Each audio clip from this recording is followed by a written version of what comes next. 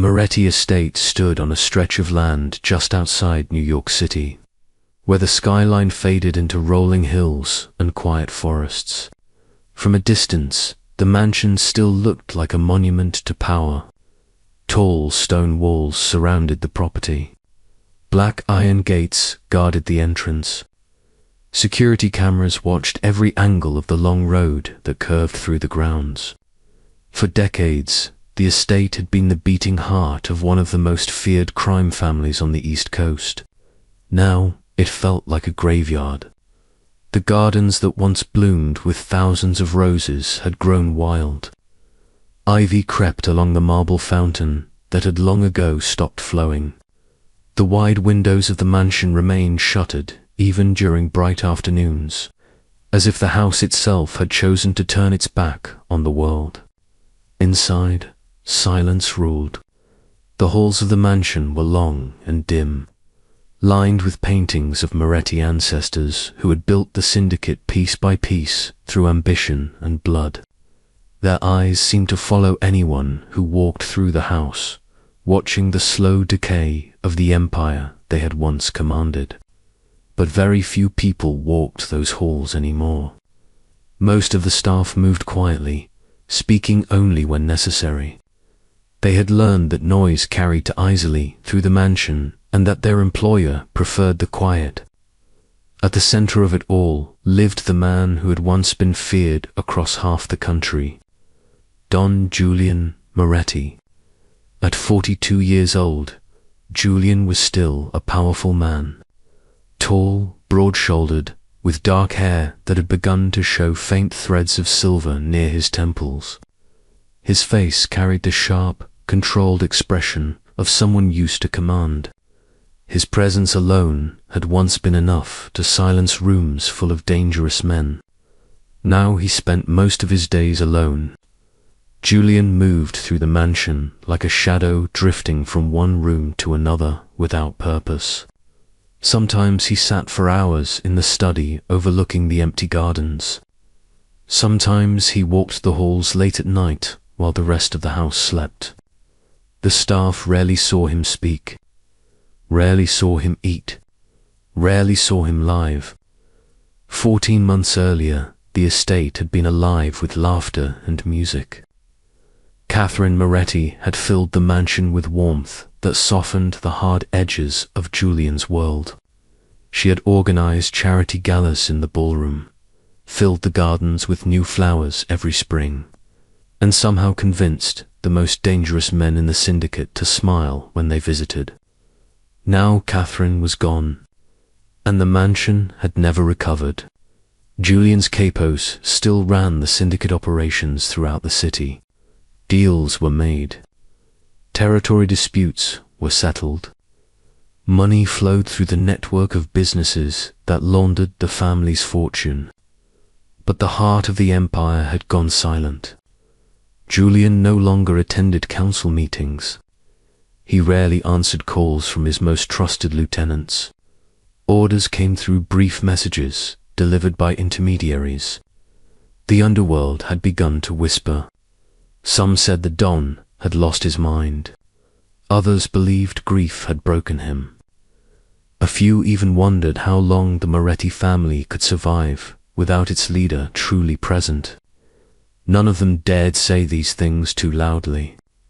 But rumors had a way of spreading. On a grey Tuesday morning, Julian sat behind the large oak desk in his study. Papers covered the polished surface, reports from businesses, security updates, financial statements from various fronts across the city. He stared at them without truly seeing the words. Outside the tall windows, clouds drifted low across the sky, turning the afternoon into a dull shade of grey. A soft knock came at the door. Julian did not look up. Enter. Mrs. Patterson stepped inside quietly. She had worked for the Moretti family for more than 20 years. She had seen Julian grow from a quiet young heir into one of the most powerful crime bosses in the region. She had also watched the slow collapse that followed Catherine's death. Her voice was careful. "Sir, There is another applicant for the chef position. Julian flipped one page of the report in front of him, though he had no idea what it contained. Tell them to leave. Mrs. Patterson hesitated. They say they would prefer to speak with you directly. That is not necessary, she insisted. Julian finally looked up. The irritation in his dark eyes was immediate. I do not care what she insists. Everyone insists at first. Then they realize what this house is like and they leave. Tell her to go. Mrs. Patterson shifted uncomfortably. She says she will not leave until she meets you. Something in the housekeeper's tone made Julian pause. Hope. It was a dangerous thing to bring into this house. Julian leaned back in his chair and sighed slowly. Fine. His voice was cold. Send her in. I will deal with this myself.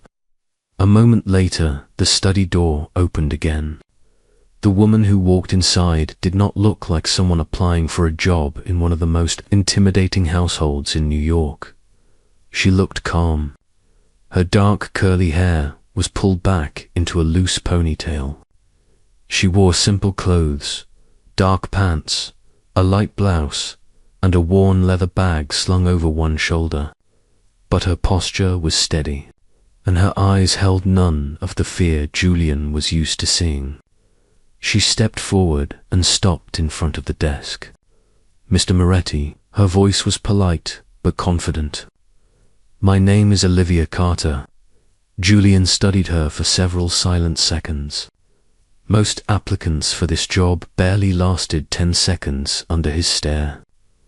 Olivia Carter did not look away. I did not request an interview, Julian said flatly. I am aware. Then you should also be aware that this position is no longer open. Olivia remained exactly where she was. I believe it is. Julian's eyes narrowed slightly. You are mistaken. 3 chefs had already quit in the past year. One had lasted 3 weeks.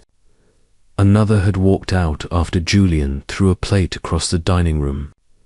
No one stayed. Everyone eventually leaves, Julian said. Olivia tilted her head slightly. Perhaps, but I am not everyone. For the first time in months. Something unfamiliar stirred behind Julian's cold expression. Annoyance, curiosity. Something about the way she spoke, calm, unafraid, unsettled him in a way he did not like. You should go, he said. Olivia didn't move. I think you should give me 1 week. Julian stared at her. 1 week, she repeated. If I fail, I will leave without argument. The silence in the room stretched. Somewhere in the hallway, a clock ticked quietly. Julian felt a strange tension settle in his chest.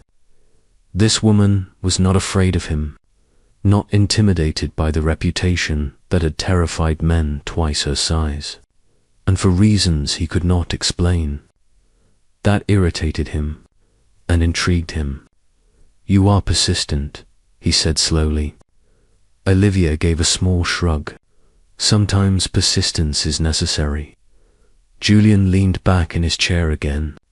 He should send her away. He knew that. But something about her calm defiance disturbed the quiet emptiness he had grown used to inside the mansion. And that alone made him hesitate. For the first time in a long while, something in this house had changed. The first morning Olivia Carter worked inside the Moretti estate began before sunrise, when the sky outside the tall kitchen windows was still a deep shade of blue and the property lay wrapped in silence. The mansion always felt colder at that hour, as if the walls themselves had forgotten the warmth they once held when Catherine Moretti had filled the house with laughter and music. Olivia moved quietly through the enormous kitchen, studying the space the way a soldier studies a battlefield. Everything was immaculate, yet lifeless.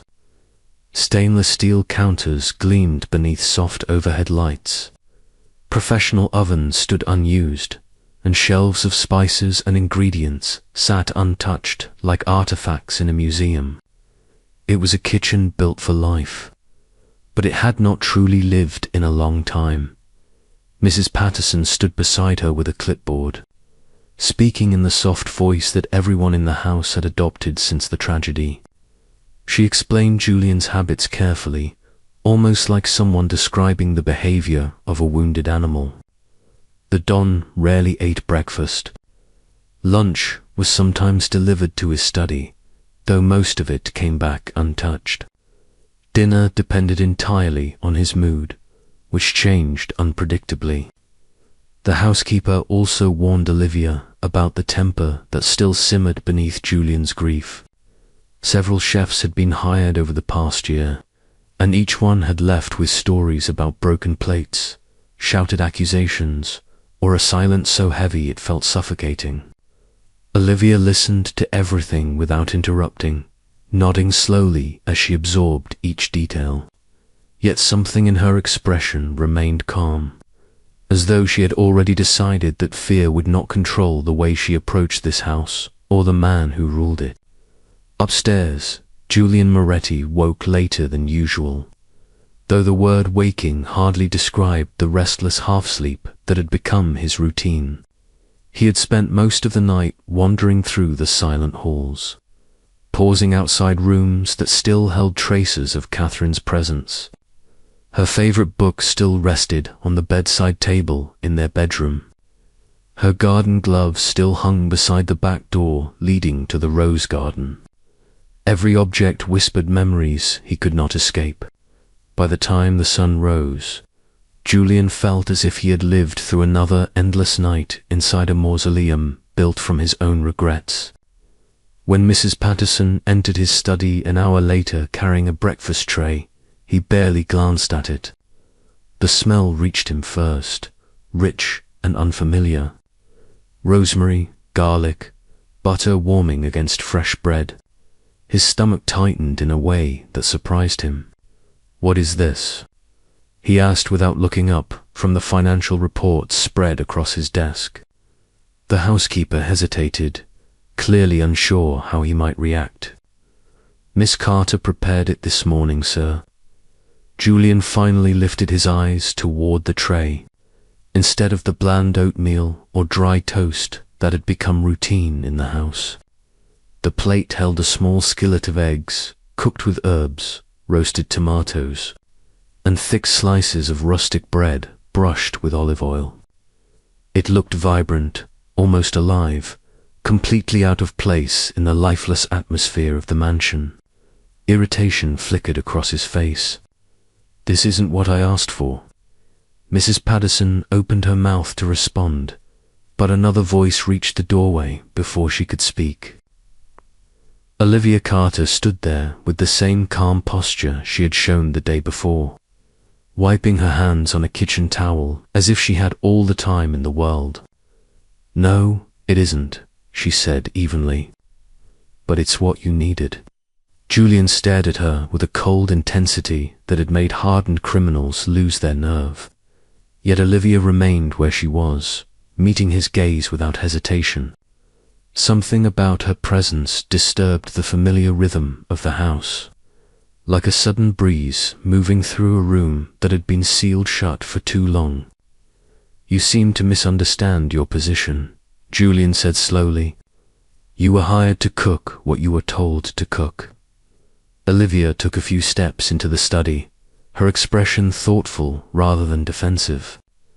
"That's not what you need right now." The quiet confidence in her voice made Julian's jaw tighten. No one spoke to him this way.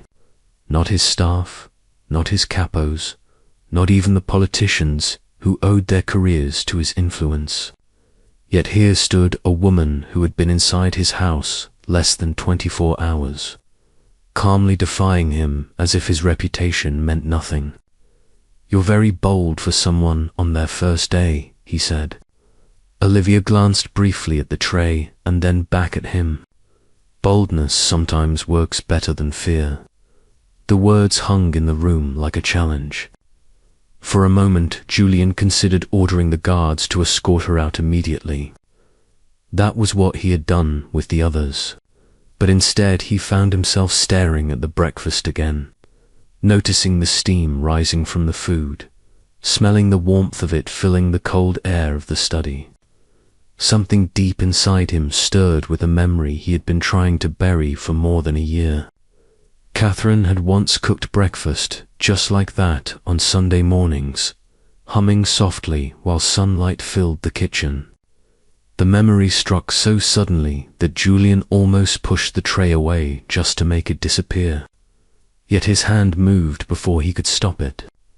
He picked up the fork. The first bite felt like waking from a long sleep he had not realized he was trapped inside.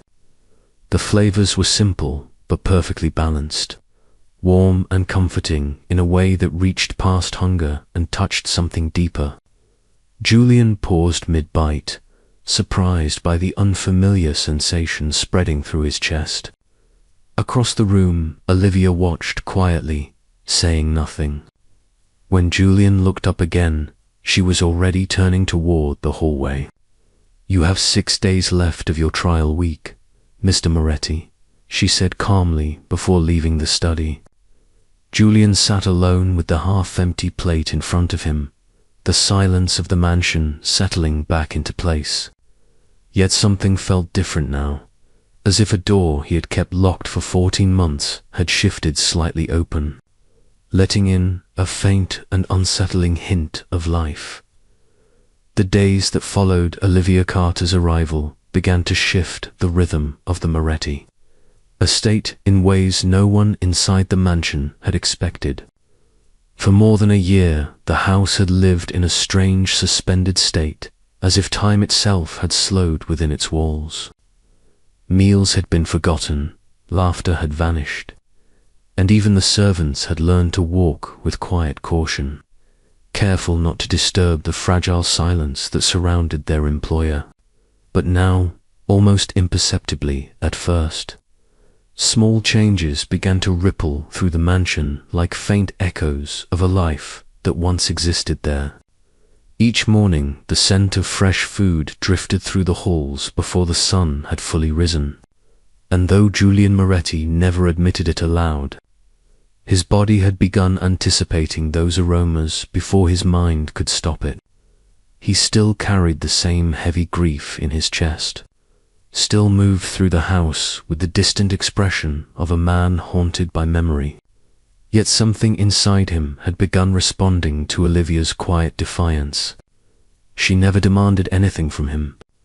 She never forced conversation or offered hollow sympathy.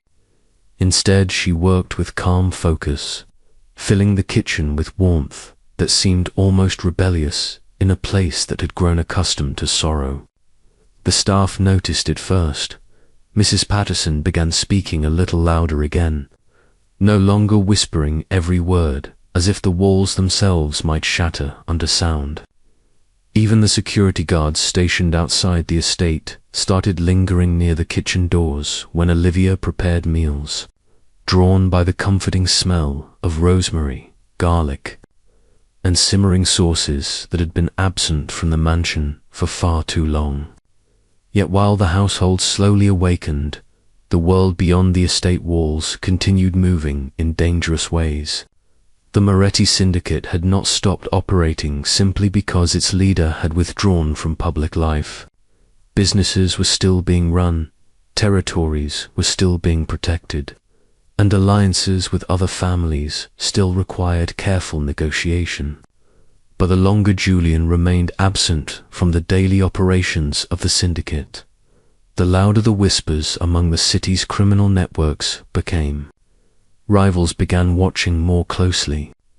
Former allies wondered whether the once powerful Don had become too broken to lead. Some of Julian's own capos had started arguing behind closed doors, debating how long the family could survive without their leader fully present. The only man who did not question Julian's authority was Matteo Rossi, his most loyal lieutenant, who had known him since childhood and still, believed that somewhere beneath the grief, the old Don remained waiting to return. That afternoon, Matteo arrived at the estate unannounced, his black car rolling slowly through the iron gates before stopping near the front entrance.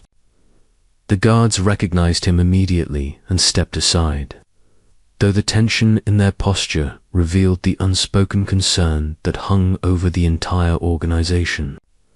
Matteo walked through the massive wooden doors with the quiet confidence of someone who had spent half his life inside these halls. But when he reached the study, he paused for a moment, as if preparing himself for the man he might find inside.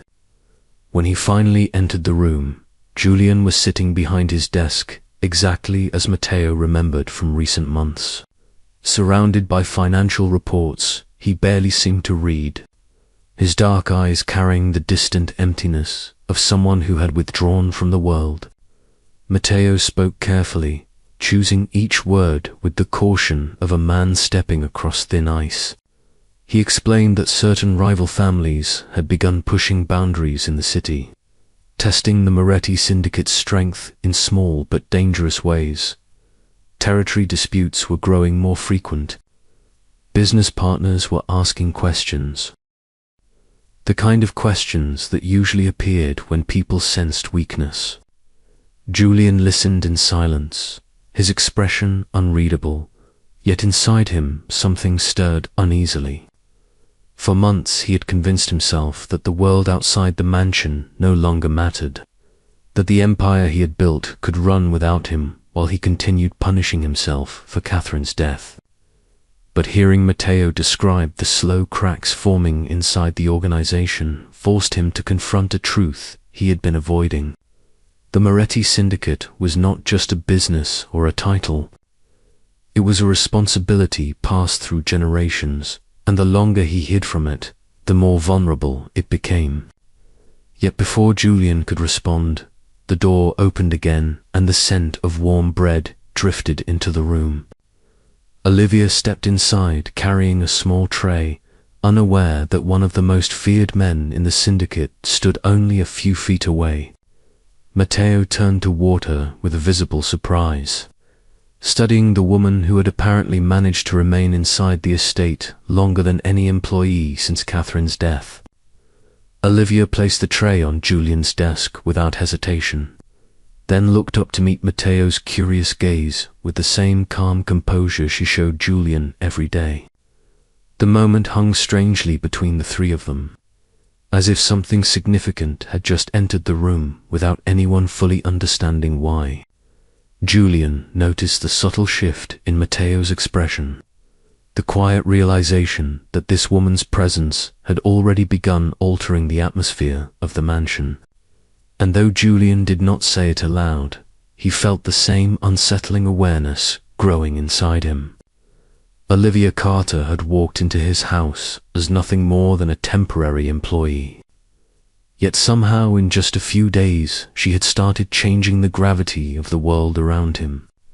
And Julian Moretti was beginning to realize that the peace he had forced upon himself for 14 months might not survive her presence much longer.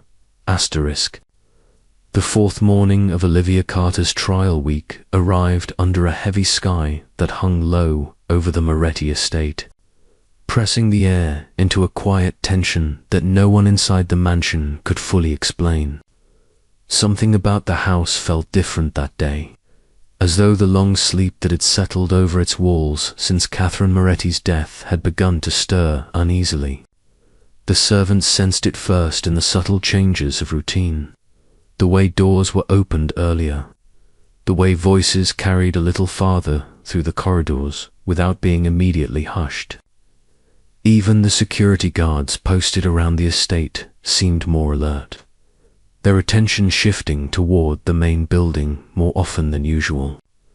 Inside the mansion, the kitchen had become the center of that quiet transformation. Olivia moved through the large space with calm focus, the steady rhythm of chopping vegetables and simmering sauces filling the silence that had once dominated the room. Unlike the chefs before her, She did not rush through her tasks or treat the job like a performance meant to impress the powerful man upstairs. Instead, she cooked as though the act itself carried meaning beyond food, as though every meal had the potential to awaken something forgotten inside the house. Mrs. Patterson watched her with growing curiosity, occasionally offering small pieces of advice about Julian's preferences, though Olivia seemed less interested in those details than in understanding the man himself. The housekeeper had begun to suspect that this young woman was not simply trying to keep a job. She was trying to change something. Upstairs, Julian Moretti had woken earlier than usual, though the restless nights had left him with the same exhausted heaviness that had followed him for months. He walked through the long hall outside his bedroom slowly, pausing when he reached the staircase that led toward the kitchen. For more than a year, he had avoided that part of the mansion entirely. The kitchen had belonged to Catherine in ways no other room ever had. She had filled it with warmth, music, and the bright laughter that had once softened Julian's darker moods. After her death, stepping into that room had felt like stepping into a memory too painful to survive. But that morning something pulled him toward it. Perhaps it was the faint scent of rosemary drifting up the staircase, or perhaps it was the strange awareness that the house itself had begun breathing again. When Julian finally reached the kitchen doorway, he stopped there silently, watching Olivia without announcing his presence. She stood near the stove, stirring a pan slowly, sunlight slipping through the tall windows behind her and catching in the loose curls that had escaped her ponytail. Her movements were steady, unhurried, almost meditative. For a moment Julian felt as if he had stepped back in time, seeing Catherine standing in that same place years earlier. The memory struck him so suddenly that he almost turned away, but Olivia noticed him before he could disappear into the hallway. Instead of reacting with surprise or nervousness, she simply looked at him with the same calm expression she had carried since her first day. "Good morning, Mr. Moretti," she said, her voice soft but steady, as though his presence in the kitchen were the most natural thing in the world. Julian stepped inside slowly, the polished floor beneath his shoes echoing faintly in the large room. The air felt warmer here than anywhere else in the mansion, thick with the scent of herbs and simmering broth.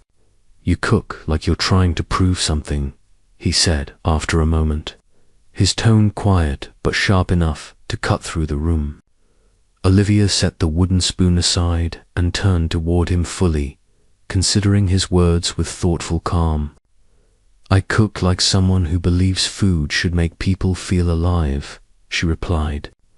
Julian's eyes darkened slightly at that answer, though it wasn't anger that flickered there. It was something more complicated, something closer to vulnerability.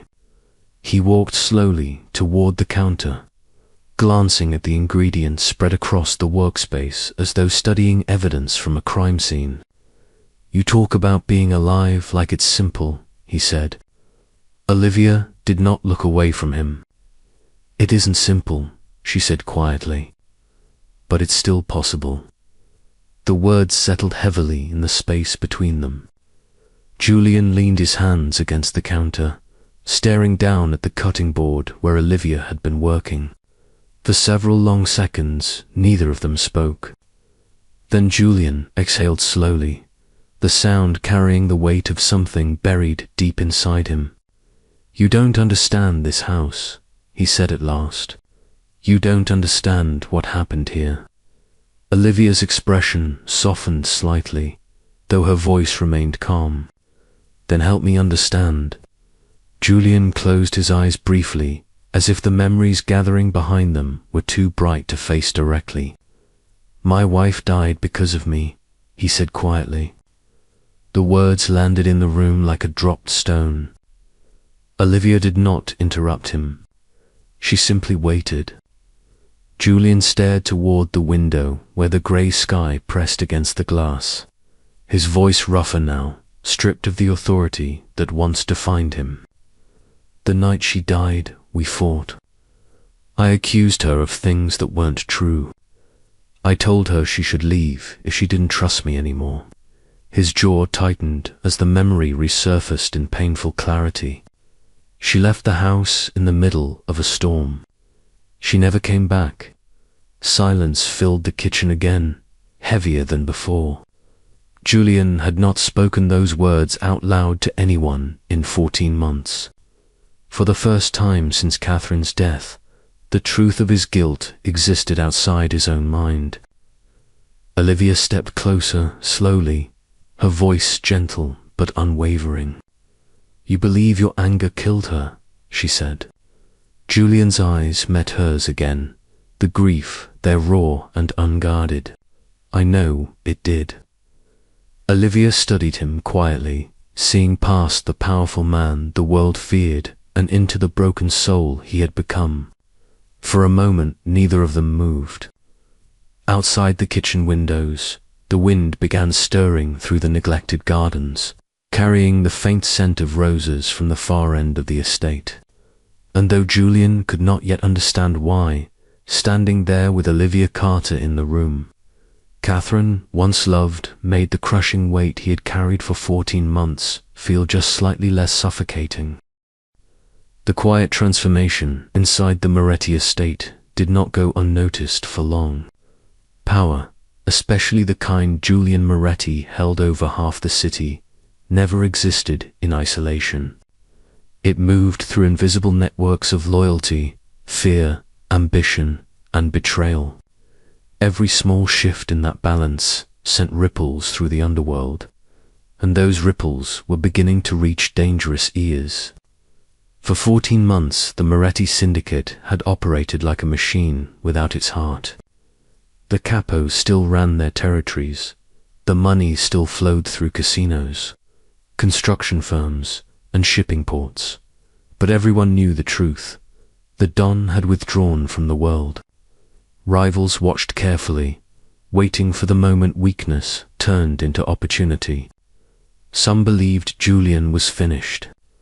Others believed grief had broken the man who once ruled with calm precision.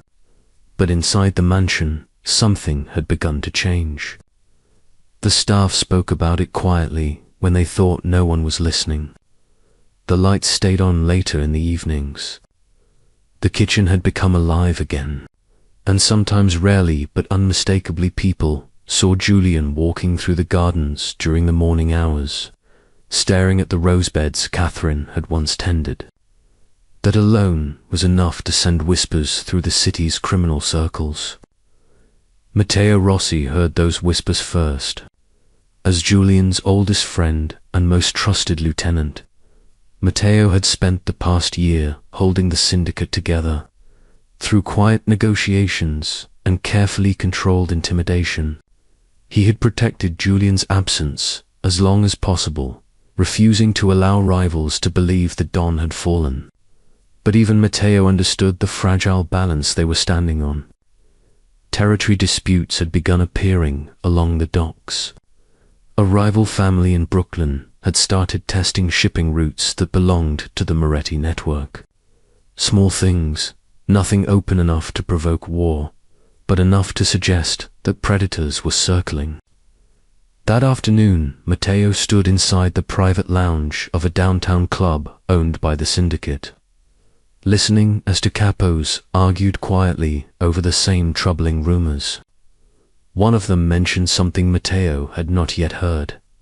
Someone had returned to the city, a name that caused the entire room to fall silent when it was spoken. Dominic Pierce. Matteo's jaw tightened immediately. Dominic had once been close to the Moretti family, a charismatic strategist who understood both business and violence with equal skill. Years ago, he and Julian had worked together, building alliances that strengthened the syndicate's reach. But that partnership had ended badly, the exact reasons buried beneath layers of pride and unfinished anger. Dominic had disappeared from the city shortly after Catherine's death, and many assumed he had left permanently. Hearing that he had returned, no just as rumors of Julian's instability began spreading felt like the opening move of a dangerous game. Matteo left the club without another word and drove directly toward the Moretti estate. The long road leading to the mansion was lined with tall trees that blocked most of the afternoon sun, creating an atmosphere that felt colder than the rest of the countryside. When he stepped inside the house, the first thing he noticed was the smell. Food. Real food. Not the cold meals that had been quietly discarded over the past year. Matteo followed the scent down the hall toward the kitchen, curious despite himself. What he saw there stopped him in the doorway. Olivia Carter stood at the center of the room, preparing dinner. The large kitchen glowing softly under warm lights. Mrs. Patterson moved beside her, organizing ingredients. And for the first time in more than a year, the space felt alive. Matteo had almost forgotten what that looked like. Olivia glanced up and noticed him watching from the doorway. Her eyes studied him calmly, assessing the tall man in the dark suit whose presence carried the quiet authority of someone dangerous. "You must be Mr. Rossi," she said without hesitation. Matteo raised an eyebrow slightly. "And you must be the miracle worker I've been hearing about." Olivia smiled faintly but returned to her cooking without responding. Matteo remained there for another moment, observing her movements, before finally turning toward the hallway that led to Julian's study. When he entered the room, Julian stood near the window, staring out at the gardens. The silence between the two men carried years of loyalty and unspoken understanding. Matteo did not waste time. "Dominic Pierce is back in the city," he said. The words hung in the air like the first crack of distant thunder. Julian did not turn around immediately, but Matteo saw his shoulders stiffen slightly. For a long moment the Don simply watched the grey horizon beyond the estate walls. When he finally spoke, his voice was calm, but there was something darker beneath it. "I was wondering when he would come back." Matteo stepped closer, lowering his voice. "People are already talking. They think he's here because you're vulnerable." Julian slowly turned to face him. The quiet emptiness that had haunted his expression for the past year was still there. But something else had begun to surface beneath it. Something sharper. Something dangerous. "Then maybe," Julian said quietly, "it's time they remembered exactly who I am."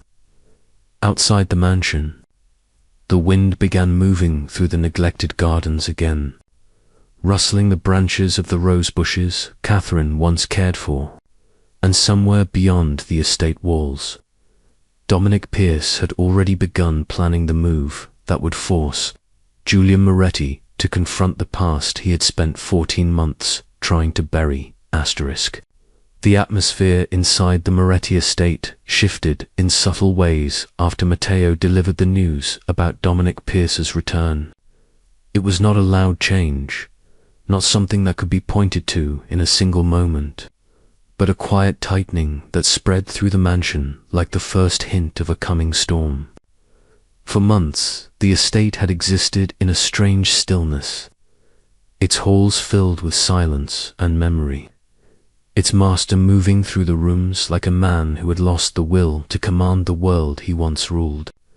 Now something different lived beneath that silence. Something sharper, something watchful. Julian Moretti stood in the long windows of his study that evening, looking out over the estate as the last light of sunset faded across the wild gardens. The rose beds Catherine once cared for had begun to show faint signs of recovery where gardeners had started their work again. But most of the property still carried the look of abandonment. For a long time, Julian had believed that decay reflected exactly what his life had become. Now he wasn't so sure. The news of Dominic's return had awakened old instincts that grief had temporarily buried. Julian remembered the kind of man Dominic Pearce was: charming when it suited him, ruthless when it didn't, and always calculating several moves ahead of everyone else. Dominic did nothing without purpose.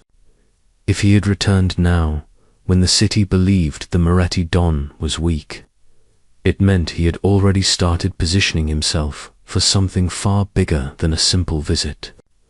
The thought stirred an anger Julian had not felt in a long time, and strangely that anger felt more alive than the numbness he had been living inside for 14 months. Downstairs, the kitchen remained warm and bright despite the gathering darkness outside. Olivia Carter worked quietly at the counter, unaware that the tension in the house had begun shifting again.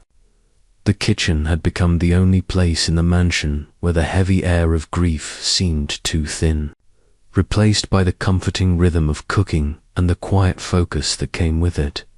Mrs. Patterson watched Olivia prepare dinner with growing admiration, occasionally offering suggestions, but mostly allowing the young woman to move through the kitchen, as though she had always belonged there. The scent of garlic and roasted herbs filled the air, drifting slowly into the hallways beyond. Even the security guards posted near the rear entrance had begun finding excuses to pass through the corridor during dinner preparation, drawn by the simple warmth that had returned to the house. Olivia sensed something different that evening, even though no one had explained the reason. The staff moved more quickly than usual. Mrs. Patterson kept glancing toward the door as if expecting someone important to arrive. And when Matteo Rossi stepped into the kitchen briefly to speak with one of the guards, Olivia noticed the quiet urgency in his voice. She had only met Matteo once before, yet she recognized the kind of authority he carried.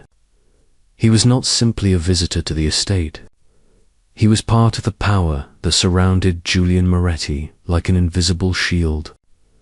Upstairs, Julian finally stepped away from the window and moved toward the hallway leading to the staircase. His footsteps echoed softly in the vast mansion as he descended toward the kitchen, a place he had avoided for more than a year until Olivia arrived. When he entered the room, the conversation between Mrs. Patterson and one of the younger staff members stopped immediately. Olivia looked up from the stove, surprised to see him standing there again. Julian rarely came downstairs during meal preparation. The quiet confidence in her expression remained unchanged, but she could see something different in his posture tonight. His shoulders were straighter. His eyes carried a darker focus. The grief was still there, but it was no longer the only thing controlling him. "Something's changed," Olivia said softly after a moment. Julian studied her with the same intense gaze that had unsettled far more dangerous people than a kitchen employee. "You notice too much," he replied. Olivia turned back to the pan she was stirring. "It's part of my job." Julian moved closer to the counter, the smell of the food filling the air between them. For a brief moment, he simply watched her cook, noticing the calm precision of her movements, the quiet way she seemed to exist without fear in a house built on power and violence. Most people who worked for him eventually revealed their nerves, their awareness that they lived under the authority of a man capable of terrible decisions. Olivia never did. "Dominic Pearce has returned to the city," Julian said suddenly. Olivia paused, but did not turn around.